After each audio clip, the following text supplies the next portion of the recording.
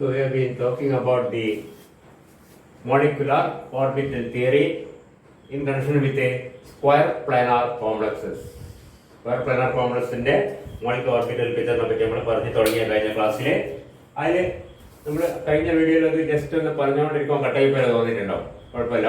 We continue it now and we can see that in this square planar complex there are only 4 ligands and only 4 ligands are along the x and y axis and no ligands along z axis, and we have identified the metal orbitals which are capable of forming sigma bonds and the corresponding ligand group orbital also, and we have orbitals ഏതൊക്കെയായിരുന്നു 3D or ND whatever it may be. 3D, then we have the 4s and the 4p orbit. 4p orbitals and the ligand group orbitals also. P sigma orbital combinations having A1G symmetry, B1G symmetry and EU symmetry. 1 plus 1 plus 2. A1G le 1 orbital, B1G le 1 orbital, EU le totally 4 ligand orbitals.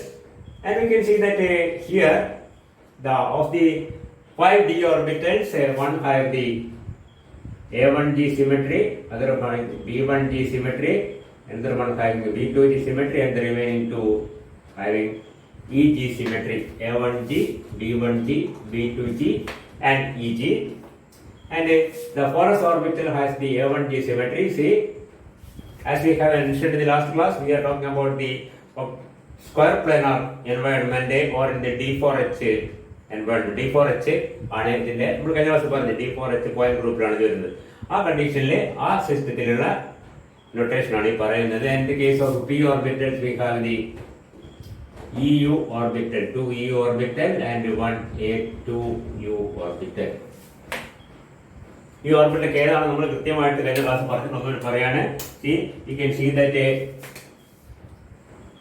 here A1G is the d z squared orbital, B1G is the d s squared minus y squared orbital, B2G is the d xy orbital, and EG orbitals are the d xz and d yz orbitals. ഇത് മാറിപ്പോകുന്നില്ല, ശ്രദ്ധിച്ചാൽ മനസ്സിലാവും. A1G orbital is d z squared orbital. d z squared orbital actually as a ring of electron cloud in the xy plane that may interact in the case of a sigma bonding. Main lobe is along the z axis, that cannot take part in a sigma bonding, but the other lobe can take part in the bonding. So A1G and B1G is the d s squared minus y squared, fully suitable for sigma bonding because d s squared minus y squared has lobes along a x and y axis which are same direction of the ligands. B1G is the dxy orbital. B2G, that is non-bonding, and EG, dxz and yz also are non-bonding as far as sigma non-bonding. These are sigma non-bonding. These are sigma bonding. Okay. And in the case of this A1G, that is 4s orbital, s orbital is vertically symmetrical, and you can clearly see that yes, it can form sigma bonds, and this is bonding. And in the case of EU orbital, there are 2 p orbitals. One along x-axis, other one along y-axis, which are suitable for sigma bonding. That is px, py, and pz is the A2U orbital, which is not suitable for sigma bonding. Okay, for px and py are sigma bonding, and pz is a sigma non-bonding orbitals. And on the part of the ligands, we have 4 ligand group orbitals by the different combinations. We get the A1G, B2G, and EU orbitals. And now what we have to do is to draw the. There are much of them. In our cell, മനസ്സിലാക്കാൻ പറഞ്ഞതേ ഉള്ളൂ. ഇതൊന്നും ഇതിൽ വേണ്ട, ചിത്രത്തിൽ ഇതിന്റെ ആവശ്യമില്ല. Now we can draw the molecular orbitals. The molecular orbitals are formed by the combination of atomic orbitals, and we can see A1G. Then B1G, then EU. These are the bonding molecular orbitals. Then we have say this non-bonding molecular orbit, non-bonding metal orbitals, that is B2G and EG, remains as such. B2G 1, EG 2. And we have the A1G orbital. A1G, see here, EU orbitals are bonding, A2U are non-bonding, A2U also remains as such. ഈ A2U നും ഈ B2G ക്കും EG ക്കും സ്ഥാനമാറ്റം സംഭവിക്കുന്നില്ല because they does not change in energy as a result of sigma bonding. There is no sigma bonding connected with the B2G, EG and A2U.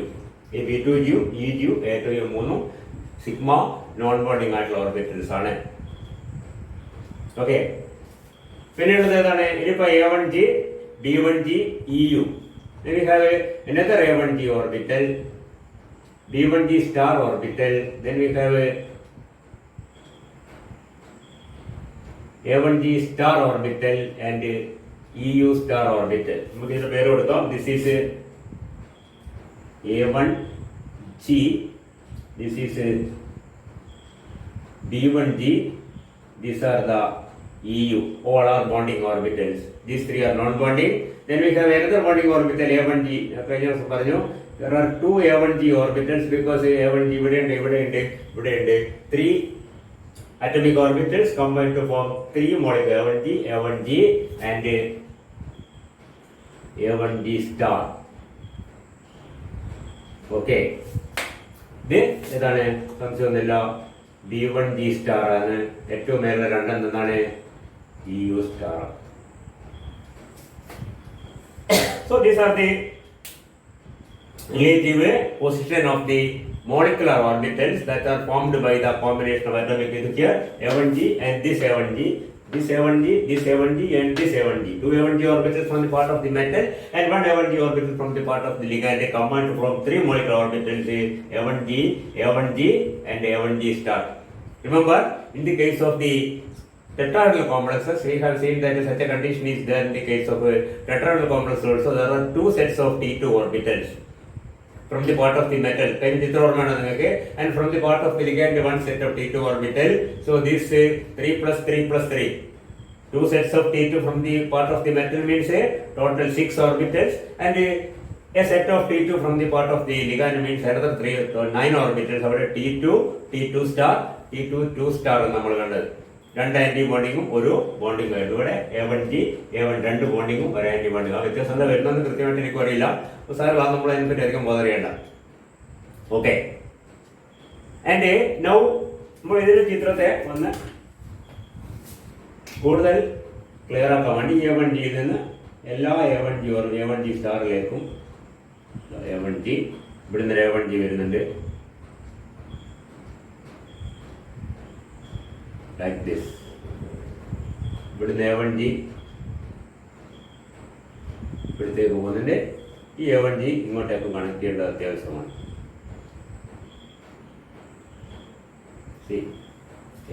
ഇനി A1G star ഉണ്ട്. അവിടത്തേക്ക് നമ്മളെ ഈ A1G ന്നും ഈ A1G ന്നും A1Gയിലേക്ക്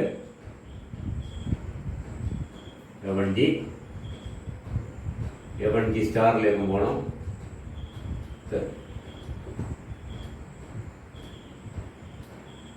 A1G, ഈ A1G സ്റ്റാറിൽ നിന്ന്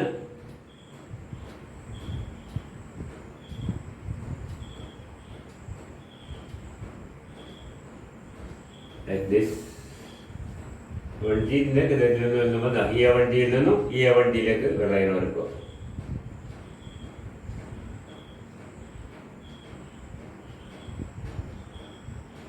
A1G ഒക്കെ കണക്റ്റഡ് ആയി. ഇനി B1G ഇവിടെ ഉണ്ട്, B1G ഇവിടെ ഉണ്ട്. അപ്പൊ ഇവിടുന്ന് B1Gയിലേക്ക്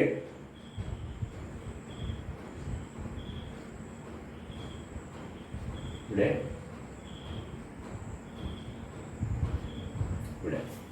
B1G സ്റ്റാർ ഇവിടെ ഞാൻ കാണും. അവിടെ ഉണ്ട്. അവിടുന്ന് B1G ഇവിടെ ഈ ലൈനിലാണ് B1G ഉള്ളത്.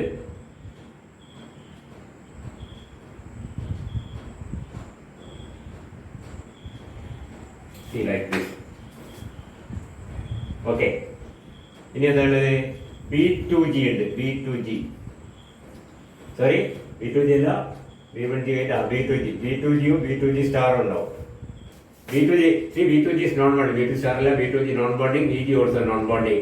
ഇനി നമുക്ക് ഇതാ ശ്രദ്ധിക്കുക, EU ഇതാ, EU സ്റ്റാറും EU ഉണ്ട്. ഈ EUവിന് ഇവിടത്തേക്ക് ഒരു ലൈൻ വരക്കോ.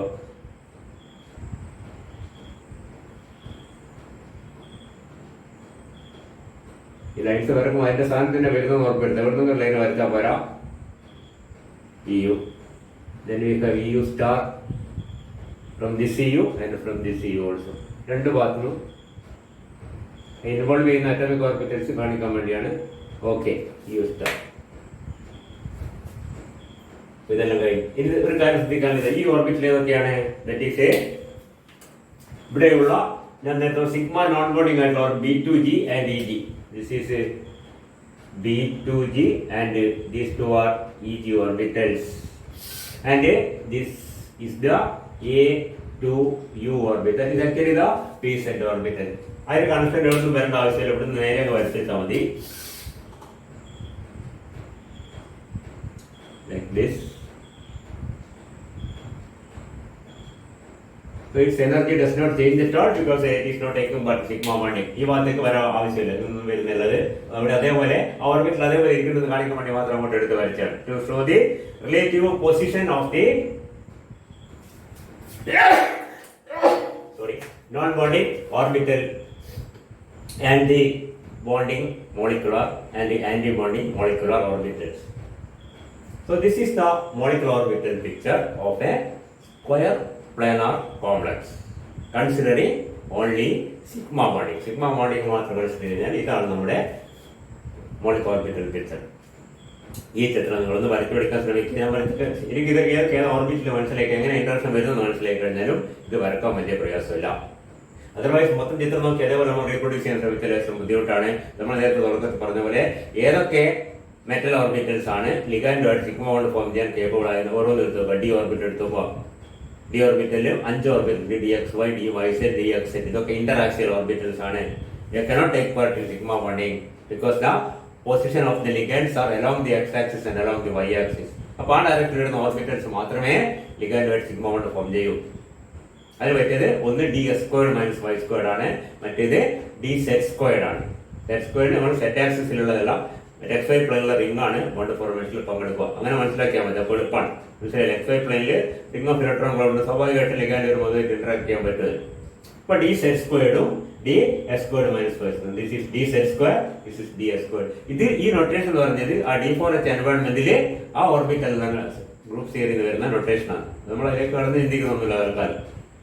S orbital യാതൊരു സംശയമില്ല. S orbital symmetric and S orbital also can interact with the ligand orbitals directly, and so this is also having the same notation A1G, just as D(Z²) നും S നും ഒരേ notation ആണ് A1G എന്നുള്ളത്. പിന്നെ in D4H environment അവിടെ D4H ഗ്രൂപ്പിൽ വരുമ്പോൾ വേറെ സ്ഥലത്തിലും വേറെ നമുക്കറിയാം.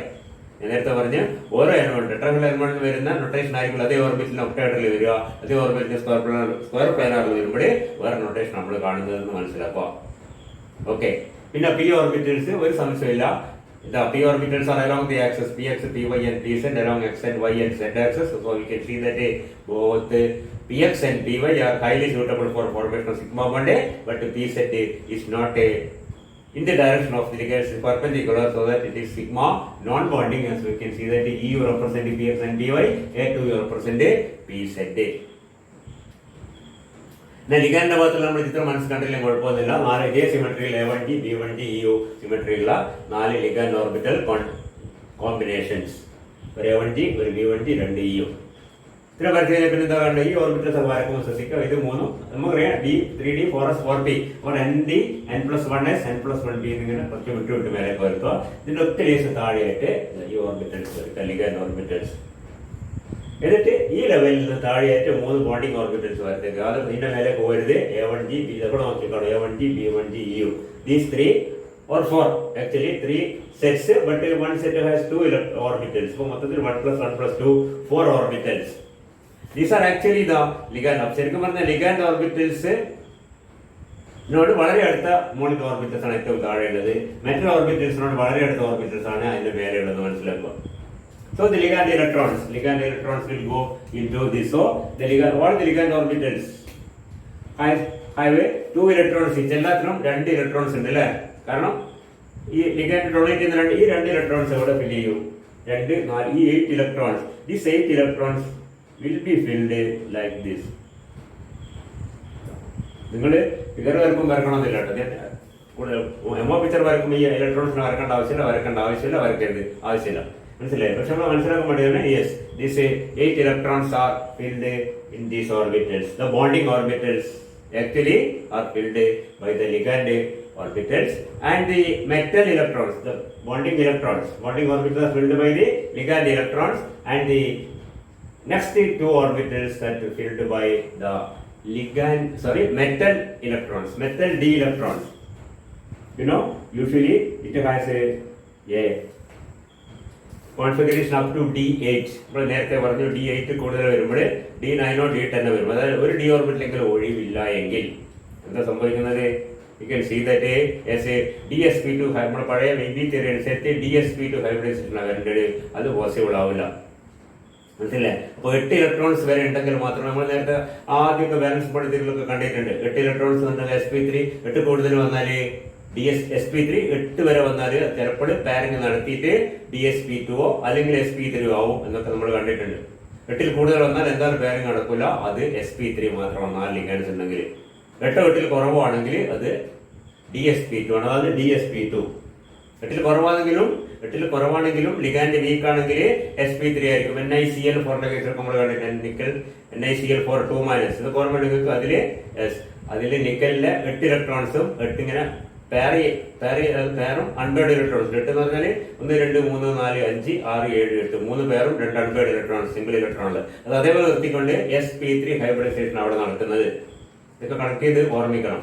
ഇവിടെ എന്താണ് സ്ഥിതി? സൈലഡ് അല്ലെങ്കിൽ അടുപ്പിച്ച് വന്നിട്ട് ഒരു ഓർബിറ്റിൽ വേക്കന്റ് ആയി എടുത്തിട്ട് അവിടത്തേക്ക് കൂടി ലിഗാൻഡ് ഇലക്ട്രോൺസ് വന്നിട്ട് DsP2 ഹൈബ്രിഡൈസേഷൻ ആവുന്നു. ക്ലോറൈഡ് ആണെങ്കിൽ ഇതിനെ ബുദ്ധിമുട്ടിക്കാതെ അപ്പുറത്ത് വെച്ചിട്ട് sp3 ഹൈബ്രിഡൈസേഷൻ ആവുന്നു. NiCl4 2- is tetrahedral, NiCl4 2- is square pair എന്നൊക്കെ നമ്മൾ മുമ്പേ പഠിച്ചിട്ടുണ്ട്. അവിടെ 8 ഇലക്ട്രോൺസ് വരെ മാക്സ്, 8 ഇലക്ട്രോൺസ് ഇവിടെ ഫിൽ ചെയ്യും. there are 4 orbitals here. So the ligand electrons, if any, will be filled in this orbital 1, 2, 3, 4, 5, 6, 7, 8 like this. 8 7, 6 എത്രകളാവട്ടെ ഇങ്ങനെയാണ് ഫിൽ ചെയ്യുന്നത്. So we can see that this represented as the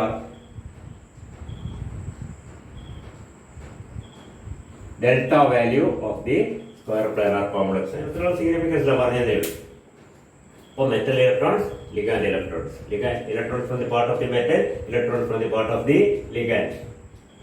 Ligand 8 electrons എന്തായാലും ഉണ്ടാവും, അത് കുറയില്ല കൂടെയില്ല. മെറ്റലിന്റെ electrons ചിലപ്പോൾ 5, 6, 7, 8 ഒക്കെ ആവും. അതിനനുസരിച്ച് അതിവിടെ ഫിൽ ചെയ്യും. ഇതാണ് നമ്മുടെ സ്ക്വയർ പ്ലാനാർ കോംപ്ലക്സിന്റെ ഒരു മോളിക്കുലാർ ഓർബിറ്റൽ പിക്ചർ എന്ന് പറയുന്നത്. തീർന്നില്ല. ഇനി എന്ത് വേണം? നമ്മൾ നേരത്തെ കണ്ട പോലെ ഇതിൽ പൈ ബോണ്ടിങ് കൂടി കൺസിഡർ ചെയ്യുമ്പോൾ this diagram becomes A more complicated.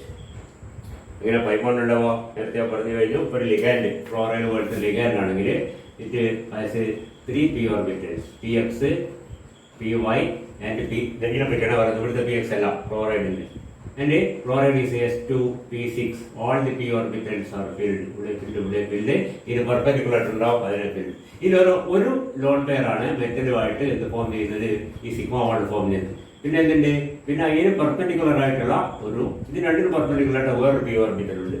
2 p orbital ഉണ്ട്. നമ്മൾ കഴിഞ്ഞ ദിവസം നമ്മളൊക്കെ കണ്ടിട്ടുണ്ട്. ഈ p ഓർബിറ്റൽസ് വേണമെങ്കിൽ മെറ്റലിന്റെ മോൾ ഓർബിറ്റൽസ് ആയിട്ട്, മെറ്റൽ d ഓർബിറ്റലായിട്ട്, മെറ്റലിന്റെ മോളിൽ ഓർബിറ്റൽസ് നോൺ ബോണ്ടിങ് ആയി കിടപ്പുണ്ട്. ഇതൊക്കെ നോൺ ബോണ്ടിങ് ആണ് അല്ലേ?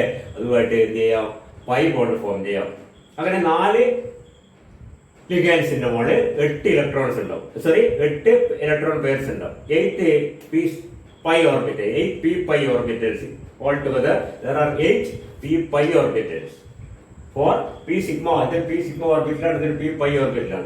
If 4 and 8 pi orbitals, then we can see from the group they belong to groups B2G, EG, EU and T2U. A to U, T2 A to U. ഈ ഗ്രൂപ്പിൽ അത് വരിക 1, 2, 2 1 6 മതിയോ? B2G EG EU B2G EG EU and A to U. B2G 1 EG 2 6 orbitals. ഈ ഓർബിറ്റൽസിനൊക്കെ എന്ത് ചെയ്യാം? They can form pi bonds with the metal. Sorry, pi bond with the ligand sequence. Sorry, ഇതിപ്പോ നമ്മൾ പറഞ്ഞതാണ് മെറ്റൽ ഓർബിറ്റൽസ് ആണ്. Metal ഓർബിറ്റൽസും ligand orbitals. Ligand orbitals നോക്കി കഴിഞ്ഞാൽ അതിൽ ഒരെണ്ണം കൂടി കാണും. പക്ഷെങ്കിൽ ഈ പറഞ്ഞ ഓർബിറ്റൽസ് എല്ലാം പൈ ബോണ്ട് ഫോം ചെയ്യുമ്പോൾ പ്രത്യേകിച്ചും നമുക്ക് പറഞ്ഞാൽ ഈ ഓർബിറ്റലിനെ ഓൾറെഡി ഓക്കുപൈഡ് ആകും. Because it is taking part in the sigma bonding. So A2U is non bonding ഒരു ഓർബിറ്റൽ ഉണ്ട്. B2G is non bonding ഒരു ഓർബിറ്റൽ ഉണ്ട്. EG is non bonding രണ്ട്. മൊത്തത്തില് 4 ഓർബിറ്റൽ ഉണ്ട്. ഈ 4 ഓർബിറ്റലിൽ എന്ത് ചെയ്യാം? മെറ്റലുമായിട്ട് പൈ ബോണ്ട് ഫോം ചെയ്യാം. അങ്ങനെ പൈ ബോണ്ട് ഫോം ചെയ്യുമ്പോൾ എന്താവും? ഈ B2G വീണ്ടും സ്പ്ലിറ്റ് ചെയ്തിട്ട് B2G സ്റ്റാർ EG സ്റ്റാർ എന്നുള്ള വീണ്ടും ചിത്രത്തിൽ കൂടുതൽ കോംപ്ലിക്കേഷൻ വരും. ടെക്സ്റ്റ് ബുക്ക് നോക്കിയാൽ നിങ്ങൾക്ക് മനസ്സിലാവും. ഈ ഫിഗർ കുറച്ചുകൂടി കോംപ്ലിക്കേറ്റഡ് ആയിട്ട് വേറെ ഫിഗറിലേക്ക് മാറും. നമ്മൾ ഒക്ടാഗണൽ കോംപ്ലക്സിന്റെ കേസിലും സ്ക്വയർ പ്ലാനാർ കോംപ്ലക്സിന്റെ കേസിലും ടെട്രാഗണൽ കോംപ്ലക്സിന്റെ കേസിലും പൈ ബോണ്ടിങ് വരുമ്പോൾ ചെറിയൊരു വ്യത്യാസം മാത്രമേ ഉണ്ടായിരുന്നുള്ളൂ. കാരണം അവിടെ ഓർബിറ്റൽസിന് എണ്ണം അല്ലെങ്കിൽ ഗ്രൂപ്പ്സിന് എണ്ണം ഇവിടെ തന്നെ ഒരുപാട് ഗ്രൂപ്പ് ഉണ്ട്. പൈ ബോണ്ട് വരുമ്പോൾ വീണ്ടും സ്പ്ലിറ്റ് ചെയ്ത് ഒരുപാട് വളരെ കൂടുതലായി മാറും. ഇത് വരച്ചു പഠിക്കാനും വളരെ ബുദ്ധിമുട്ടാവും. കാര്യം മനസ്സിലാക്കുക, ഈ pi bonding is there. Pi bonding takes place you can see that this type of a diagram again changes into a more complicated diagram. അവിടെ പൈ ബോണ്ട് എം ടി ഓർബിറ്റിലും ഫീൽഡ് ഓർബിറ്റിലും അങ്ങോട്ടും ഇങ്ങോട്ടൊക്കെ വരുമ്പോൾ അതിനനുസരിച്ച് കൂടുതൽ കോംപ്ലിക്കേറ്റഡ് ഫിഗർ ആയിട്ട് വരും. നമ്മൾ അതിലേക്ക് പോകുന്നില്ല. തൽക്കാലം മനസ്സിലാക്കുക എന്താണ് ഈ ഫിഗറാണ് സ്ക്വയർ പ്ലാനാർ കോംപ്ലക്സിന്റെ മോളിക് ഓർബിറ്റൽ ഡയഗ്രം എന്ന് മനസ്സിലാക്കുക. അതിലുള്ള relative position of the orbitals. ആ ഓർബിറ്റിലേക്ക് ഏതാണ് നിങ്ങൾ മനസ്സിൽ നിങ്ങൾ പരീക്ഷയ്ക്ക് എഴുതുമ്പോൾ A1G എന്ന് പറഞ്ഞാൽ ഇതാണ് S ആണെന്ന് നമുക്ക് എഴുതാൻ ആവശ്യമില്ല. പക്ഷെങ്കിൽ പറ്റിയൊരു പറയണം. A1G symmetry, B1G A1G symmetry 2 orbital, ഒരു D ഓർബിറ്റലും ഒരു S ഓർബിറ്റലുണ്ട്. ഈ D ഓർബിറ്റൽ Z² ആണ്. B1G സിമെട്രിയിൽ DS² -Y² ആണ്. ഇത് രണ്ടിനും മാത്രമേ ബോണ്ടിങ്ങിൽ പങ്കെടുക്കാൻ പറ്റൂ. ഏത് ബോണ്ടിങ്ങിൽ? സിഗ്മ ബോണ്ടിങ്ങിൽ. B2G മീജിയും സിഗ്മ നോൺ ബോണ്ടിങ് ആണ്. അതേപോലെ ഇതിനും പങ്കെടുക്കാം. B3യിൽ 3ൽ 2 സിഗ്മ ബോണ്ട് പോസിബിൾ ആണ്. ഇത് പോസിബിൾ അല്ല. അപ്പോൾ കറസ്പോണ്ടിങ് ആയിട്ടുള്ള ligand group orbitals A1G B1G ഇത് നമുക്ക് ശരിക്കും പറഞ്ഞാൽ ആദ്യമേ കിട്ടും ഗ്രൂപ്പ് തിയറിയിൽ. A1G B1 എന്നിട്ട് നമ്മൾ നോക്കും A1G സിമെട്രി ഓർബിറ്റൽ ഏതാതിലുള്ളത്. മനസ്സിലായില്ലേ? ശരിക്കും അങ്ങനെയാണ് വരുന്നത്. A1G B1G EU എന്നുള്ളത് നമുക്ക് ആദ്യമേ group theory we can derive that these are the orbitals which are capable of foaming sigma bonds. എന്നിട്ട് നമ്മൾ ലിഗാൻഡ് മെറ്റലിലേക്ക് നോക്കാം. Metal A1G symmetry മെറ്റലിൽ D4H point ഗ്രൂപ്പിൽ അല്ലെങ്കിൽ D4H എൻവയോൺമെന്റിൽ അല്ലെങ്കിൽ സ്ക്വയർ പ്ലാനാർ എൻവയോൺമെന്റിൽ ഏതൊക്കെ ഓർബിറ്റൽസ് ആണ് A1G എന്ന് നോക്കാം. അപ്പൊ 2 കാണാം നമ്മുടെ A1G ഉള്ളത്. ഒന്നിതാണ്, ഒന്ന് P² ആണ്, ഒന്ന് S ഓർബിറ്റലാണ്. D² ആണ്, മറ്റേത് S ഓർബിറ്റലാണ്. പിന്നെ നമ്മൾ ഏതാണ് B1G സിമെട്രി ഉള്ളത്? അപ്പോൾ മനസ്സിലാവുന്നത് D² -Y² ആണെന്നുള്ളത്. പിന്നെ നമ്മൾ നോക്കുന്നത് ഏതാണ് EU സിമെട്രി ഉള്ളത്? അത് PX ഉം PY ആണെന്നുള്ളത്. മനസ്സിലായില്ലേ? അങ്ങനെയാണ് വരുന്നത്. അനുസരിച്ച് നമ്മൾ ഇതിന്റെ ഓരോ പൊസിഷൻ വരച്ചിട്ട് ചിത്രം വരച്ച് അവസാനിപ്പിച്ചാല് you can explain the filling up of electrons. That is all. That is the molecular orbital picture of a square planar complex with only sigma bonding. Or considering only sigma bonding, we can draw this picture. And if you consider pi bonding also with the between the metal and the ligand, this picture becomes a more complicated. വേണമെങ്കിൽ നിങ്ങൾക്ക് വരച്ച് പഠിക്കാം. പുതിയ സർമാന്റെ ബുക്കിലും മറ്റു ബുക്കുകളൊക്കെ ചിത്രങ്ങൾ വളരെ പുതിയ ചിത്രം കൊടുത്തിട്ടുണ്ട്. ഇതുപോലെ തന്നെ എടുത്തിരിക്കുന്നത് തന്നെയാണ്, അത് സംശയമില്ല. മനസ്സിലായില്ലേ? ചിത്രമുണ്ട്, അത് വെച്ചിട്ട് നമുക്ക് വേണമെങ്കിൽ വരച്ച് പഠിക്കാം. ബുദ്ധിമുട്ടാണ്, വേണമെങ്കിൽ അത് ഒഴിവാക്കാം, കുഴപ്പമില്ല. അത് അത്ര നിങ്ങളോട് ചോദിക്കുന്നതിന് പോകുന്നില്ല. പൈ ബോണ്ടിങ്ങിന്റെ ഇഫക്റ്റ് ചോദിക്കുകയാണെങ്കിൽ മിക്കവാറും ചോദിക്കുന്നത് ഒക്ടാഗണൽ കോംപ്ലക്സിലായിരിക്കും, അതല്ലെങ്കിൽ ടെട്രാഗണൽ കോംപ്ലക്സിലായിരിക്കും. ഒക്ടാഗണൽ കോംപ്ലക്സ് നിങ്ങൾ എന്തായാലും പല ക്വസ്റ്റ്യൻ പേപ്പറിൽ ഇപ്പൊ തൊട്ട് മുമ്പേ കഴിഞ്ഞ ക്വസ്റ്റ്യൻ നിങ്ങളുടെ ജസ്റ്റ് സീനിയർ വെച്ച് പഠിച്ച ക്വസ്റ്റ്യൻ പേപ്പറിൽ ഇതേ ക്വസ്റ്റ്യൻ ഉണ്ടായിരുന്നു. മനസ്സിലായില്ലേ? ഇനിയും അതിനെ ചോദിക്കാനാണ് കൂടുതൽ സാധ്യത എന്ന് വെച്ച് മറ്റേ തീരെ സാധ്യതയില്ല എന്നല്ല. ഈ ചിത്രങ്ങളൊക്കെ ചിലപ്പോൾ ചോദിക്കാം. ഇതിന്റെ അപ്പുറത്തെ ഇതിന്റെ പൈ ബോണ്ടിങ് വന്നിട്ടുള്ള കോംപ്ലിക്കേറ്റഡ് ചിത്രം നമ്മളോട് വരക്കാൻ ഒരിക്കലും പറയുക. What is the effect of pi bonding and draw what happens in this figure on pi bonding എന്നൊക്കെ ഒക്ടാഗണൽ കോംപ്ലക്സിന്റെ ബേസ് ചെയ്ത് ചോദിക്കും. ഒക്ടാഗണൽ കോംപ്ലക്സിന്റെ പിക്ചർ വരക്കാൻ പറയും. അതിനുശേഷം അതിൽ പൈ ബോണ്ടിങ് വരും, എന്ത് മാറ്റം ഉണ്ടാവും. ആ മാറ്റം വെച്ചിട്ടാണ് നമ്മൾ എന്ത് പറയുന്നത്? ചില ലിഗൻഡ്സ് ഡെൽറ്റ വാല്യൂ കുറയുന്നു, ചില ഡെൽറ്റ വാല്യൂ കൂടുന്നൊക്കെ. ഓക്കെ, ഇപ്പൊ മോണിക് ഓർബിറ്റൽ തിയറിനെ പറ്റി നമുക്ക് ചെയ്തു. ഇനി ഇതിന്റെ ഏറ്റവും വലിയ അഡ്വാൻറ്റേജ് എന്താണ്? ഒരു അഡ്വാൻറ്റേജ് നമ്മളിപ്പോൾ തന്നെ പറഞ്ഞു കഴിഞ്ഞു. That is can give a correct explanation for the spectrochemical series. Why certain ligands cause a low splitting? Why certain ligands very large splitting?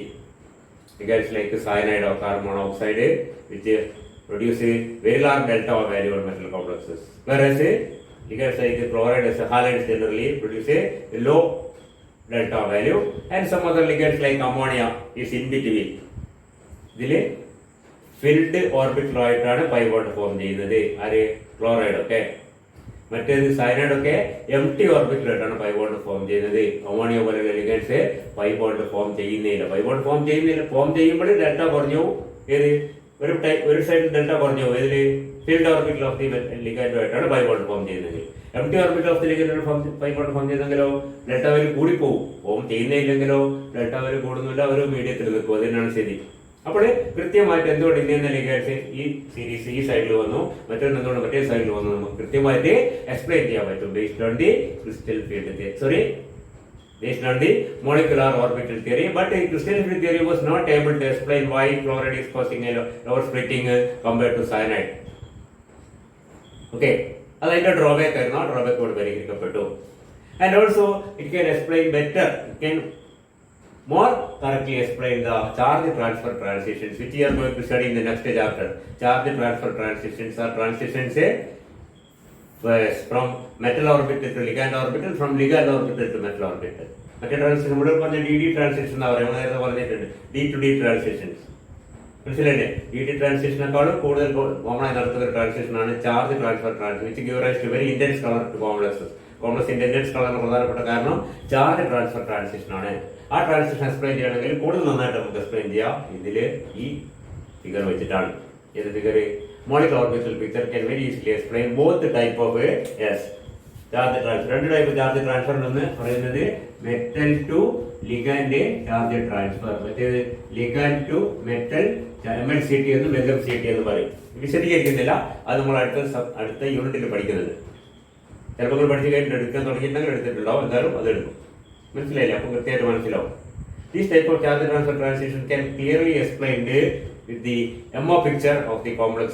MO picture incorporating the pi bond. Pi bonding കൂടിയുള്ള MO picture എടുത്തു കഴിഞ്ഞാൽ ഏത് ഓർബിറ്റിലേക്കാണ് transfer നടക്കുന്നത് കൃത്യമായി പറയാൻ പറ്റും. That is not possible in the case of the crystal field theory.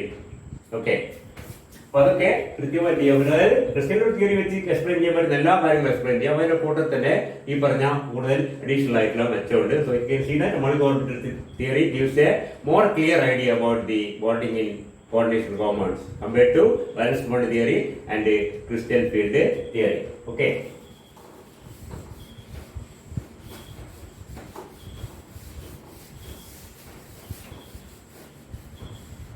So there becomes the end of the second unit, which is a bonding in coordination compounds ഉള്ള unit. രണ്ടാമത്തെ unit നമ്മുടെ പേപ്പറിലുള്ള coordination പേപ്പറിലെ രണ്ടാമത്തെ unit അവസാനിച്ചു.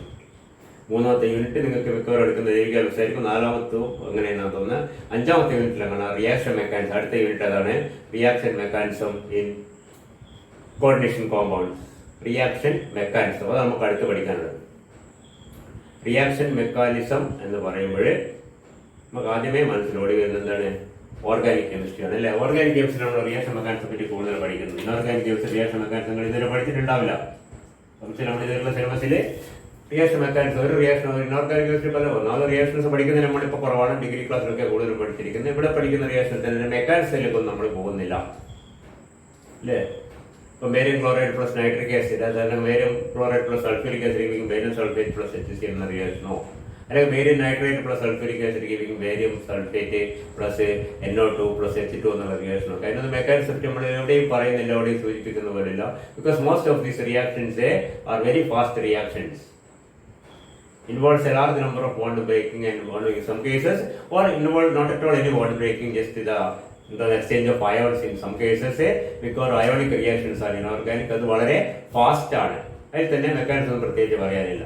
So when we come to coordination compounds, you can see that coordination compounds can undergo a variety of reactions whose mechanism can be explained, whose rate can be determined, which reaction can be easily followed എന്ന് പറഞ്ഞാൽ അത് പതുക്കെ നടക്കുന്ന റിയാക്ഷനാണ്. മറ്റൊക്കെ വളരെ fast ആണ്.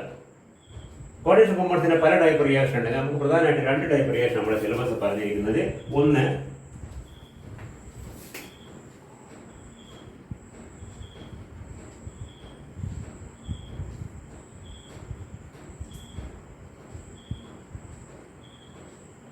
പേര് കേൾക്കുമ്പോഴേ സംഗതി വളരെ ക്ലിയർ.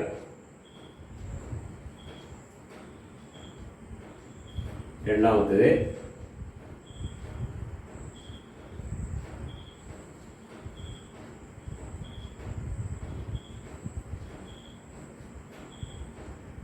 Oxidation reduction reaction. നമുക്ക് പഠിക്കാൻ ഈ 2 ടൈപ്പ് റിയാക്ഷൻ ആണ്. ഒന്ന് ligand displacement reactions or ligand substitution reactions. ഈ വാക്കാണ് കൂടുതൽ ഉപയോഗിക്കുക. Substitution, ligand substitution reactions R reactions in which one or more of the ligands in a coordination compound is substituted by some very clear some other ligands. For example പറഞ്ഞു കഴിഞ്ഞാൽ, general example പറഞ്ഞു കഴിഞ്ഞാൽ ML6 plus L dash, ML5 L dash plus L. Very clear. A ligand L dash taking the place of one of the 6 L ligands ഉണ്ട്. അതിലൊരു ligand ഒന്നൊന്നിൽ കൂടുതലാവുന്ന മതി. Example ആയിട്ട് പറയുന്നത്, when one ligand is substituted by another ligand, one of this ligand is thrown out and we can say this is the product and we can say this is a ligand substitution reaction. Okay, ആ type reactions ഒന്നോ അതിലധികമോ ligand substitute ചെയ്യപ്പെടും from the coordination sphere. Okay, പിന്നെയുള്ളത് redox reaction ആണ്. That is reactions of type ML6 N plus is converted into ML6 N-1 plus or ML6 N plus 1 plus. ഇങ്ങനെ ഉണ്ടോ? This is a reduction, this is a oxidation. അങ്ങനത്തെ reaction. That is a oxidation reduction reaction. That is the oxidation number of the central metal atom increases or decreases, and that may be followed by some change in the coordinates. May be followed by.